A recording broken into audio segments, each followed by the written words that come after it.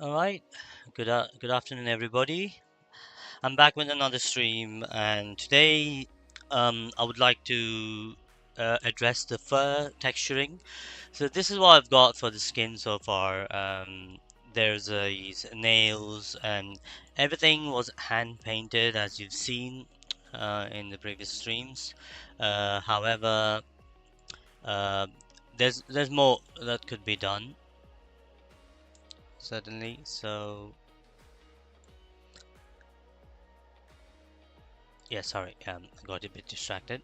Yeah, so this is all I have. Nothing is projected or anything. Everything's hand painted so far. However, with the other model that I brought in, this is just the skin without the eyes or the mouth, and this is what we're going to use to paint the fur textures.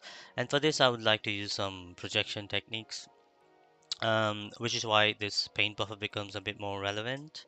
So what it is the paint buffer allows you to paint anything that's inside, but anything that's outside you can't paint, right? And this is of a 2K resolution, which is decent enough for like the fur texture that we create. So in order to maximize the textures, you want to obviously zoom your model into an area and then project only in that area, and then you move around and so on, instead of say fitting everything.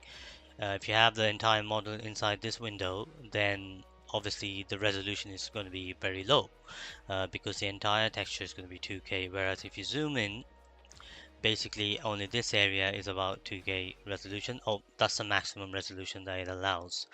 So with that said, I added another Arno shader to this model, and also brought in a channel called Fur Color, uh, a custom channel really. So for this particular model, I'm only interested in the diffuse color. We're not doing any specular or anything else, because this texture is only going to be used to sample for the fur grooming part when it happens, when we come to that. The specularity of grooming, we create inside of Houdini or any other DCC package. We don't necessarily paint uh, like we do for the skin. So with that said, I went ahead and also uh, downloaded some images from Unsplash and Pexels. So let's click this button here, which is the paint through uh, icon. So when you click that, I already imported this image across. So normally you can just like drag any image like that. So I'm using this one to get the maximum coverage for the body. So let's position. And also you can click Z on your keyboard and left mouse button drag to see where how much you're zooming the paint buffer. So this is zooming in the paint buffer, and then when you just click Alt middle, you're just zooming in the model. So that's the difference between these two. So I want to see the borders of my paint buffer, and then zoom in a section of the belly to begin with.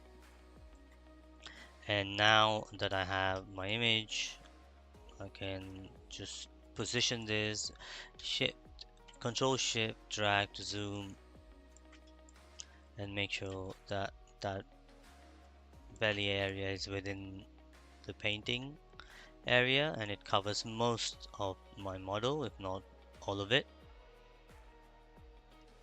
Now it's quite large, so move it down a bit. I think about here might do. And then I'm going to start projection painting this like so. I'm just quickly going to check if my stream is healthy enough and my voice is coming through before I proceed. Looks to be working. Okay. All right. Right. Project now simply by. Oh, sorry. We can't project anything at the moment because we don't have a paint node. So right click, create paint node. Make sure it's ACG and not raw or scalar. So just add that. Where did I create it? There. Alright, so this is what we're going to use, and just one paint node. We may blend maybe another one later, but for now I'm just uh, yeah, going with one. So already you can see there's a little bit of paint there, and you might think that it's a bit dark, which is fine. I mean, this is an sRGB texture, and you might be tempted to go with the raw data. So this is, as you can see, when you open an image, it will show you what color space it's in, and any images you download from the internet, they will be in the sRGB space. So that is correct. And when you see like the raw texture, it's all like brightened up, and it looks like, oh, that looks more accurate. But uh, but to be fair, this is how it's supposed to look. At least that's the image that was taken. At the bottom of your screen, you can see this ASUS 1.0 SDR. So this is what it does is it's taking the ASUS painting that you're doing and applying the sRGB conversion. So if I disable this, you see how dark it is, the image as well. So that's kind of what you're painting. You're actually painting it this dark, and then the view transform brings the gamma up so it looks like the image. So since that's our reference, this is the accurate color. So just so you know. And then you go and paint. And obviously here I can see that this is not quite lining up. So what we can do before baking is select this whole area, and you get this grid, and you can select the number of points you want on the grid by clicking plus and minus here, and you may also toggle grid on and off so you just see the points. So I'll just keep the points, and I'm going to drag this so this thing covers the entire area here, and maybe just drag this portion down.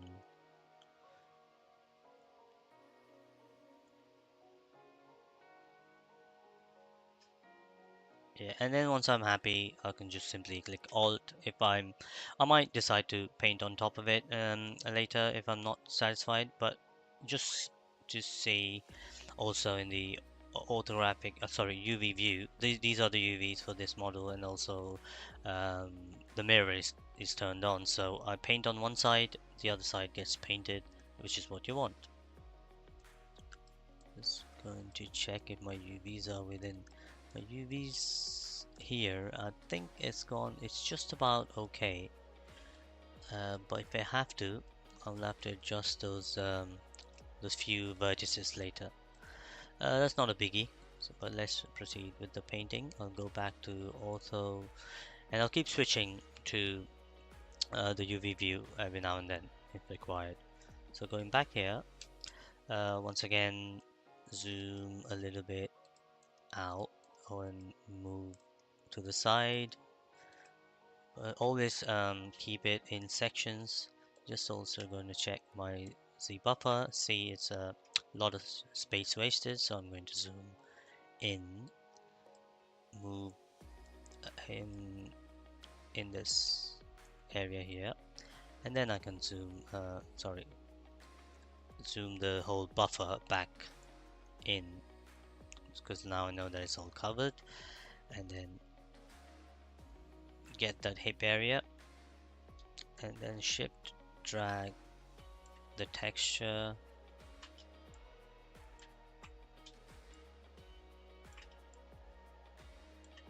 and then alt, oh, not alt, there's control, yeah, control to rotate, so it's just covering the entire thing.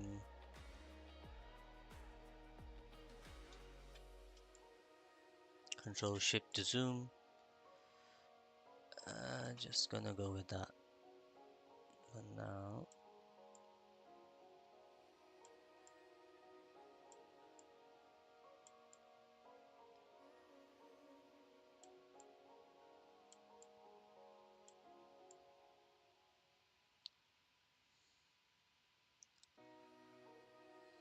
So obviously I want to be adjusting this area. So drag those points, maybe reduce the number of points.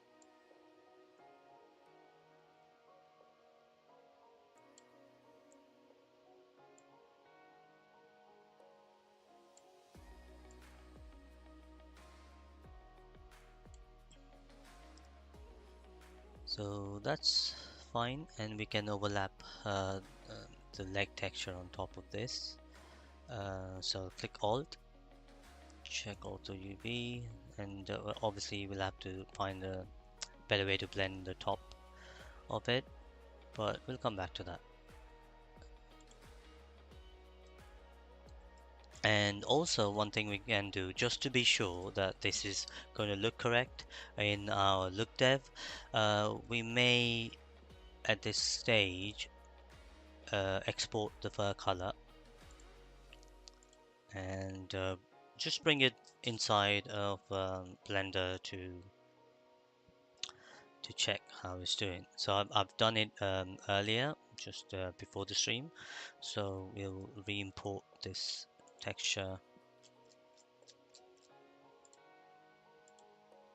and you can see in the studio, in the actual environment lighting, this looks exactly like the image that we were looking at as reference.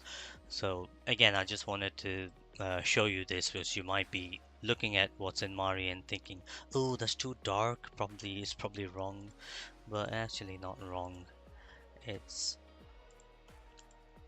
sometimes it's the tricky thing is to get the lighting consistent. So if you use the same lighting that we have in Blender, it might actually look the same, but with image projection, I don't worry about it too much because there are sRGB textures, and as long as you are painting in the correct or exporting out in the correct color space, which is ACCG with a view transform of sRGB. And how do you know that you're doing it right is by looking at the render settings, and if you have the correct OCIO profiles downloaded and they're saved in the color management folder inside Blender, you'll obviously see that the display device saying ACES and the view transform sRGB. And that's how Blender knows that this texture, which is in ACCG space, will need to be given a gamma so it gets converted to sRGB. And that's for an sRGB monitor. And that's how the colors, they come back to looking the way they look in the actual image on the internet. So hopefully that made sense. Even if it doesn't, if you just follow what I'm doing, it will work just fine for you. Yeah, so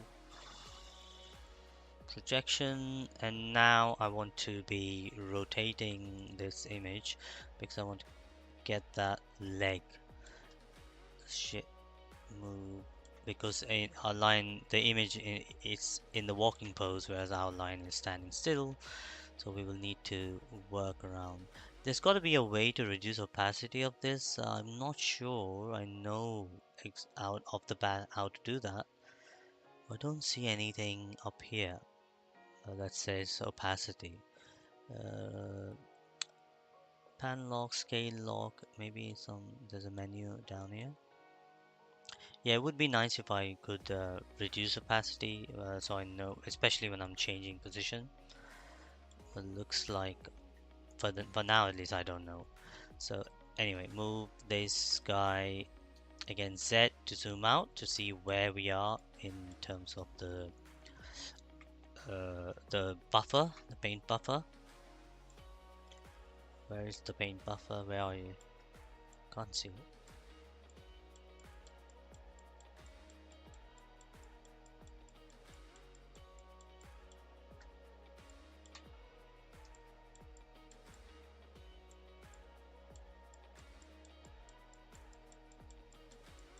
Ah, okay, there it is.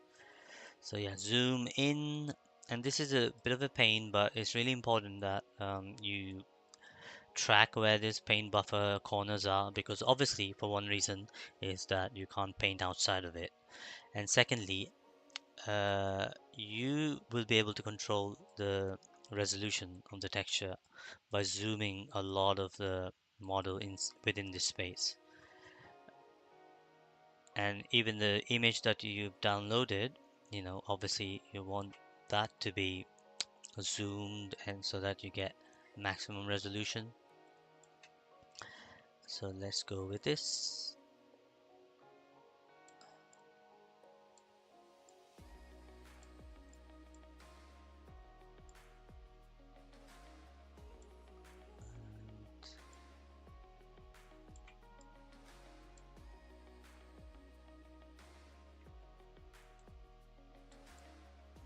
Actually,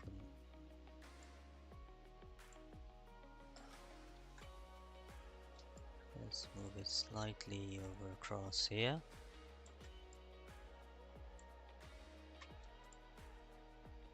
There. That's better. Yeah.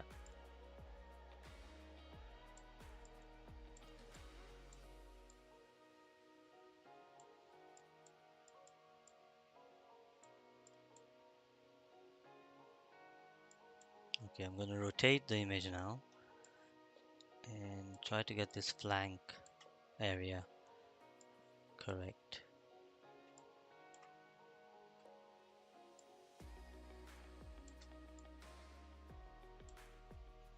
And then rotate again.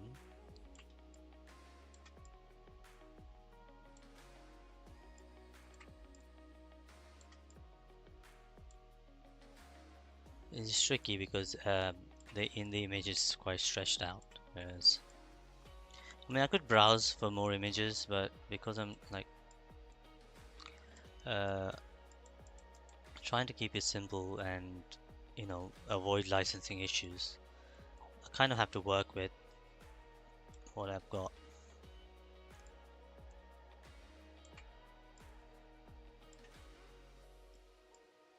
And oftentimes I just lay this textures down, but I'll do paint over some of the areas anyway. It's not like you're projecting and then leaving it at that. Projection is kind of like the starting point of what comes later. Right. Uh, let's let's just zoom out and see where we are at. Let's look at the UVs.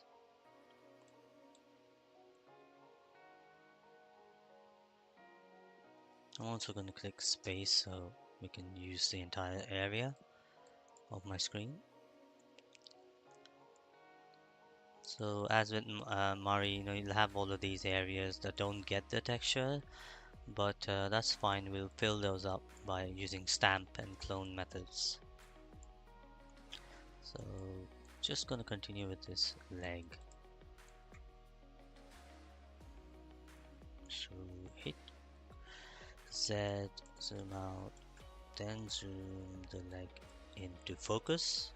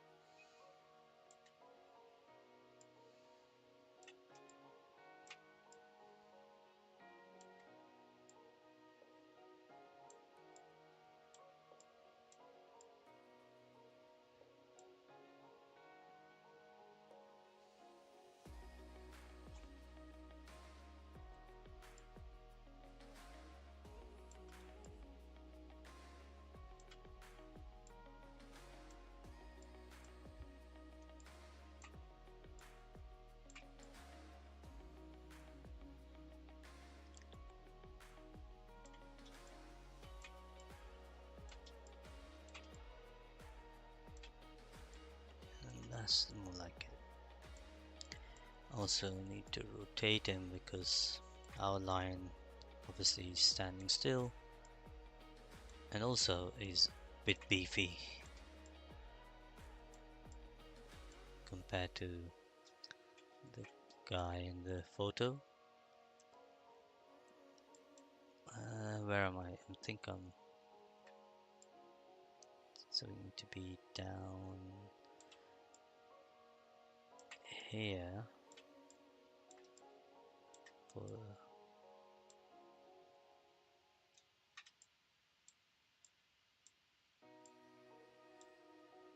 and then move across to to overlap some of that area.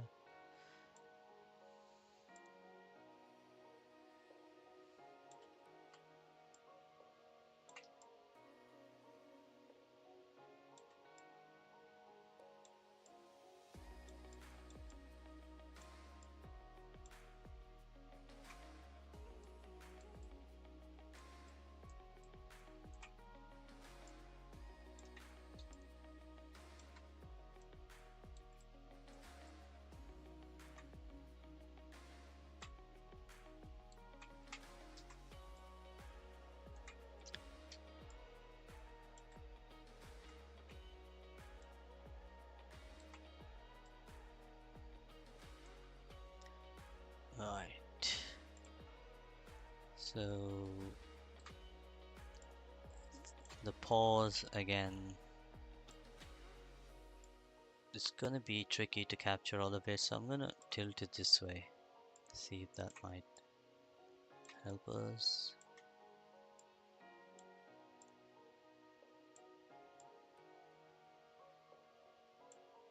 Yeah, it'll get some of the grass, which we maybe zoom in further. Yeah, this is where I'm gonna just sample and sort of clone some of these areas.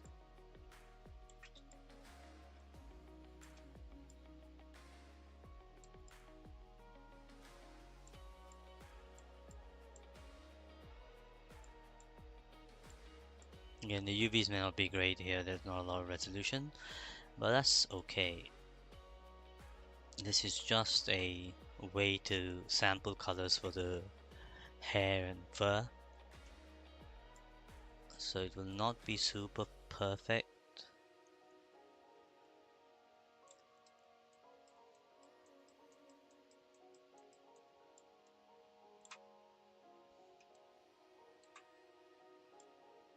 And once again, just zoom this guy, and we'll try to get that inner part of the leg from this angle.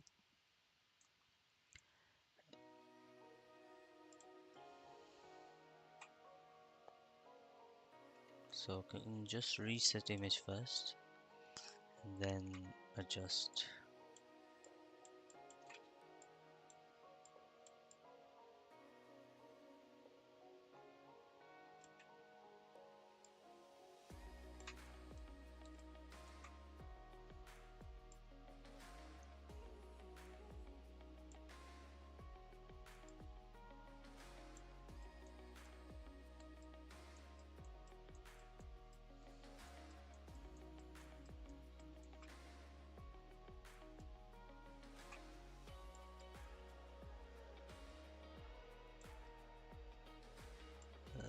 Start there.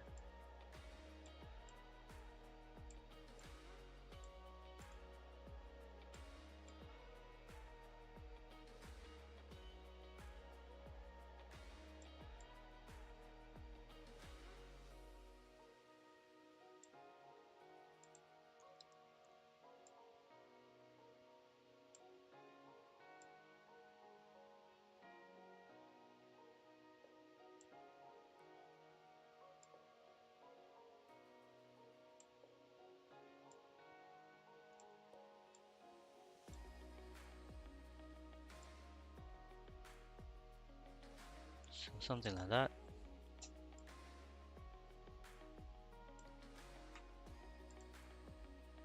And let's rotate somewhat like this, bring it here.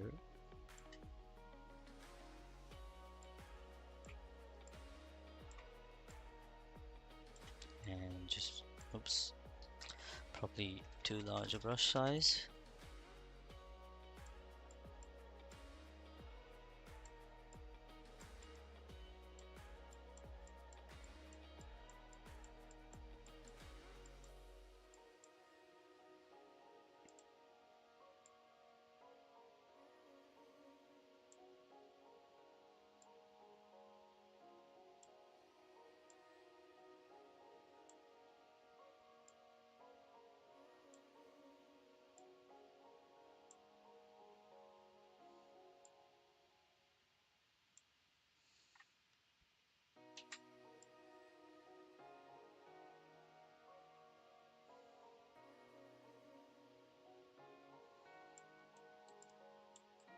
Okay, so we're gonna have to be a little bit clever with the blending of these two. And so I'll keep going and projecting wherever I can.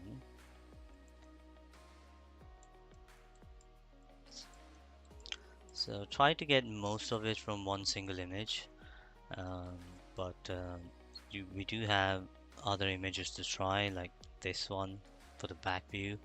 So let's see what it can do for us.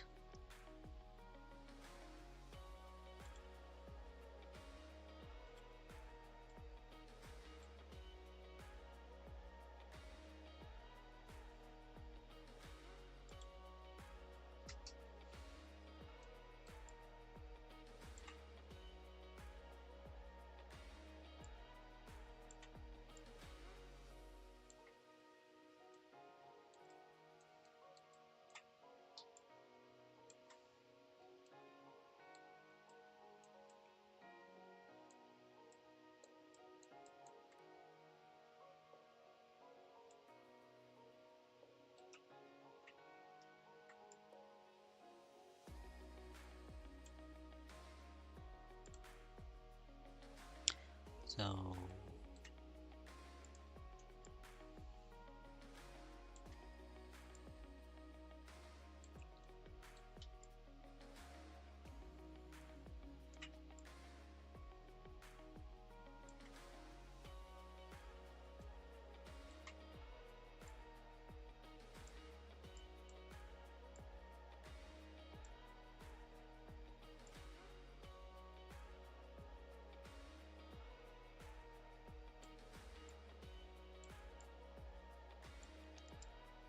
So some of the yellow might be to do with the sunset and not actually the local color of the line. This is where you have to be careful with the photos that you get from the internet. I tried to get as something that is mostly overcast, but I couldn't find one for this angle.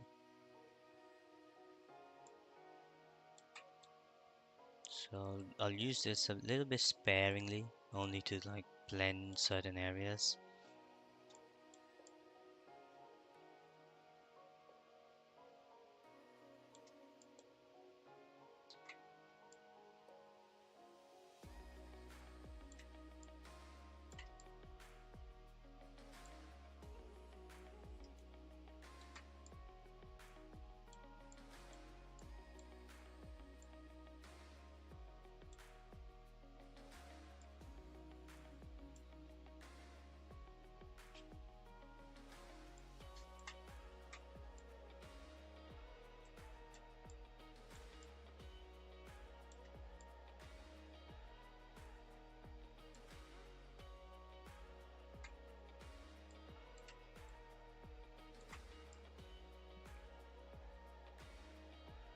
So here we got this bit a little bit too far down, the folds around the tail. So I'm going to zoom in on that.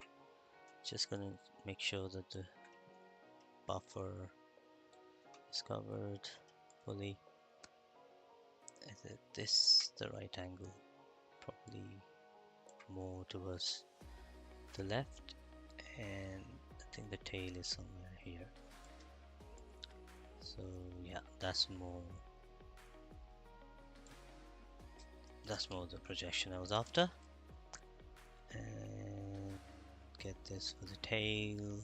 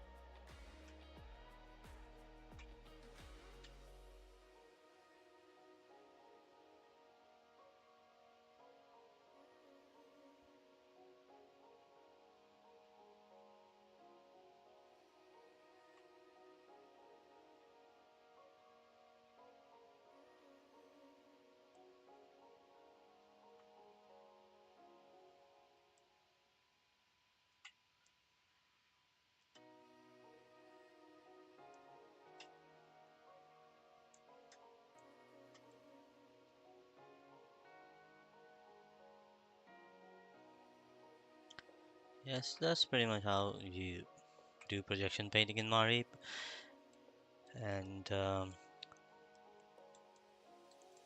and this will be used by the fur to sample all of these colors, and this will give us quite a close resemblance to a realistic line.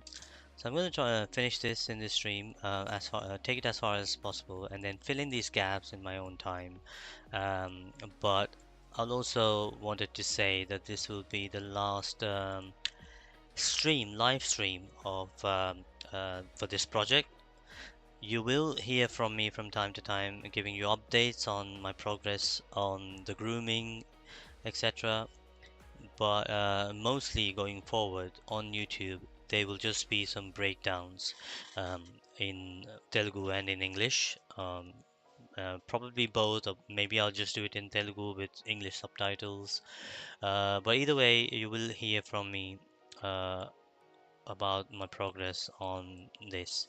Um, so from now on, things are going to get very niche, and not many people are going to tune in to these streams anyway.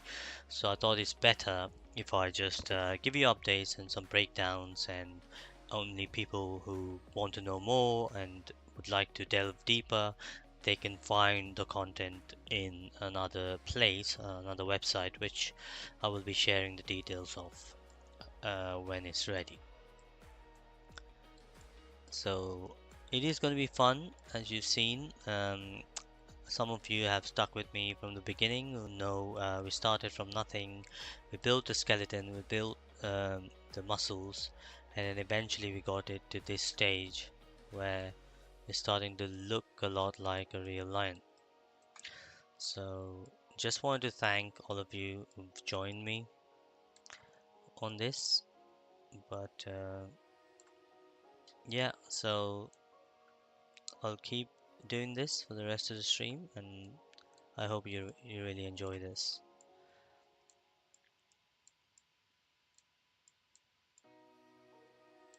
Okay, where's my buffer gone? Ah, there you are. Why is it not in the other view? I have no idea. Okay, let's carry on. Oh, I did say I wanted to disable this grid because it's so distracting. Why didn't it's in display properties? Let's find you. There you are, grid. Visible, remove visibility. Click OK. There it is, it's gone. It's usually always in display settings. But sometimes in some apps it's somewhere around here and you can easily toggle on and off. Uh, so I have a challenge of blending this inside and the outside, which I don't know how I'm gonna do. I think I'll find something that's like a midway, or let's see if we can use the clone tool. Is there a clone stamp? Yeah, there you are. So how this works, well, in most softwares, if you're aware, um, is is by clicking Alt or Control maybe. You sample a point, so that's the point I've just sampled, right? And then you go like that, and you don't want to be sampling too far away. So, and then I can sample now this area and do something like that.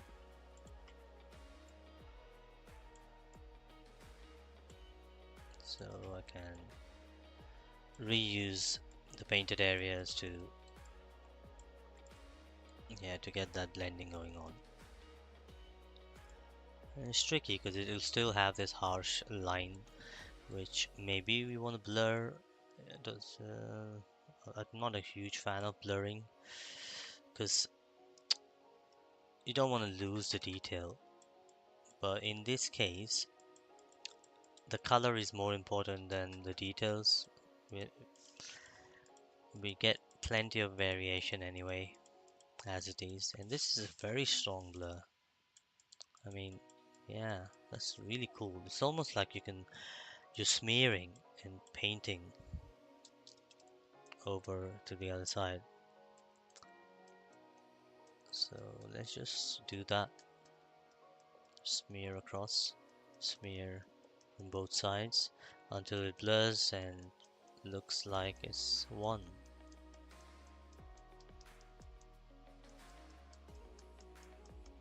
Just only a small area, so we don't lose all of these nice spotty textures that we got from the image. So yeah, that's another tip. Just make sure you reuse, because projecting this way is quite a pain in the ass. Uh, Clone again, control this area. The larger brush size will get you some overlapping, which can be cool. Control this and then go now this way. Control again. So just getting different areas so it doesn't look very same and even all across. Yeah, generally it's quite light around the knee, so if I grab this bit and clone that across where it's blurred, that looks good, and then take blur to just blur off that little edge.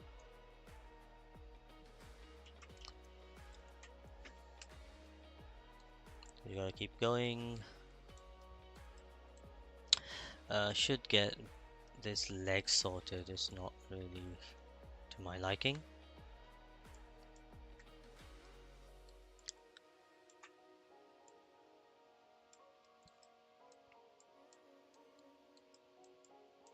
Let's get our image back.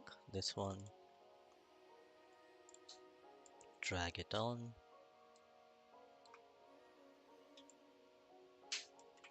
So there's leg. Rotate.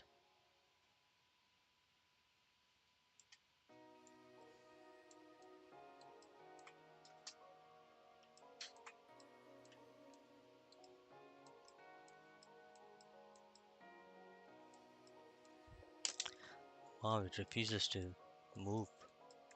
It's going up so slowly. Anyway, there.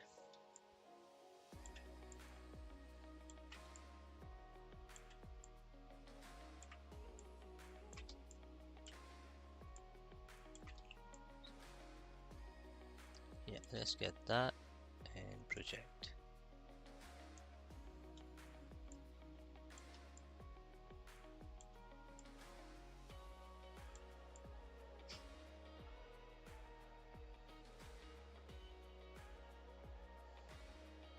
It's a little better.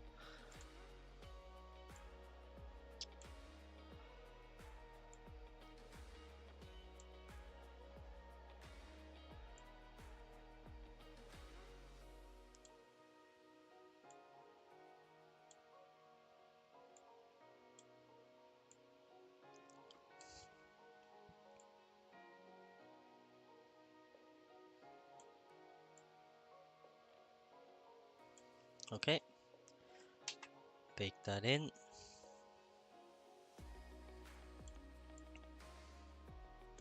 Yeah, not a lot you can do for this side. I think I'll just sample some fur from there and paint here. So come back to that. And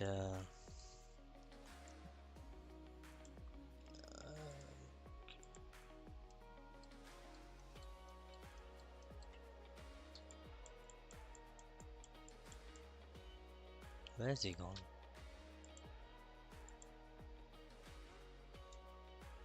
Okay.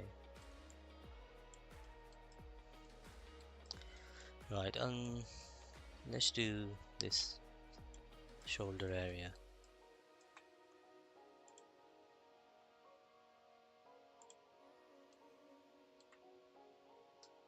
Here's my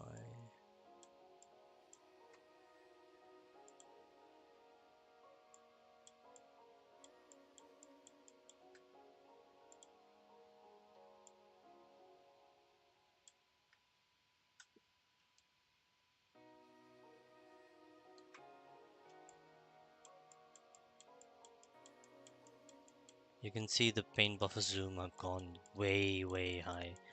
So I need to get it back up here and then alt drag this guy. So that's better.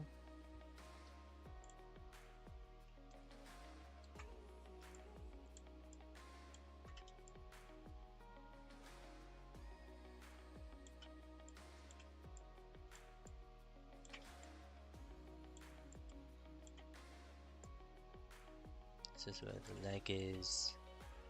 So, and I'm not really bothered about the mane at the moment because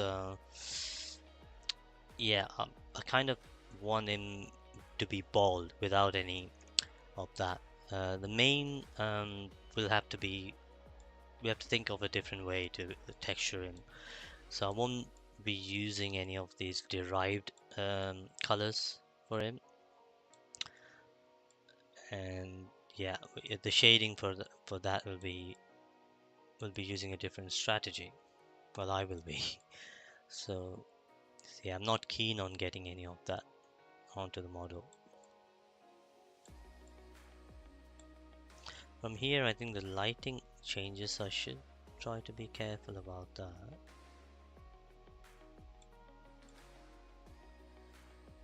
I mean, I chose this image because of its neutrality in the lighting. It's kind of like a evening sky, so there's not a lot of sun uh, producing highlights and shadows, and that is something you have to keep in mind when sampling textures like this.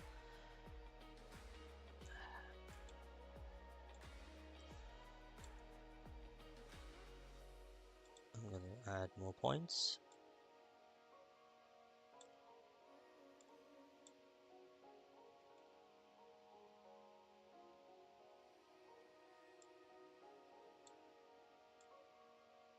There you go.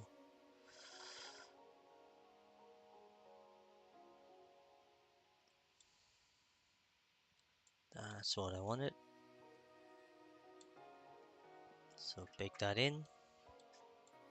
That looks super cool. So just to show you, let's look at this in Blender. Save the project, export. Alright.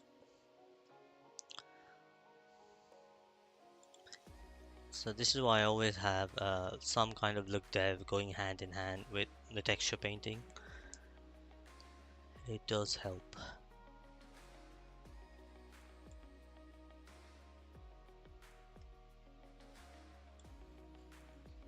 Bring it back in. And there you go. You can see it in the lighting. So that was just the material.